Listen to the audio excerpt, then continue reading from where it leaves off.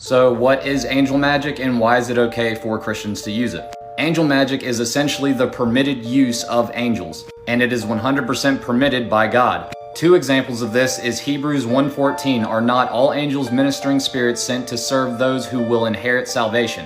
Or Psalms, "For he will command his angels concerning you to guard you in all your ways." These were all the messenger angels of the Bible and how they were sent. It wasn't just done at random, it was using invocation. And invocation is the internal aspect of awakening these spirits within you. Just like Jesus said, the kingdom of heaven is within you. This is a great book to start off with. It's called Angels and Archangels, A Magician's Guide. The difference between angels and fallen angels is that angels are the ones that serve God and God's will only, and fallen angels are the ones who serve their own will. This book goes more in detail, but it makes it simplified for anybody to use it. And it even provides great history, such as the origins of the term black magic.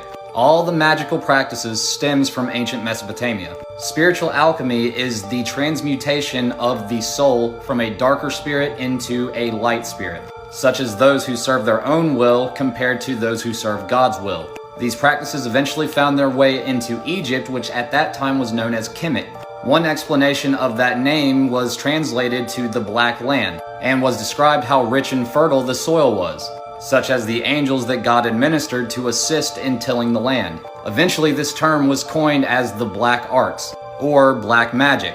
But the term black magic wouldn't take on diabolical connotations until the much later, when the Catholic Church would spend centuries attempting to stamp out any form of spirituality it considered to be a rival. I was also lucky enough to come across the Interpreter's Dictionary of the Bible, which gives tons of education on the etymological definitions of words inside the Bible. One in particular being artificer, which comes from the Hebrew word koresh, which is a forger like forger of metals, a craftsman, or a carpenter, or as in Isaiah 3:3, magician, being synonymous with carpenter, which stems from the Greek word tekton, which means craftsman or artisans.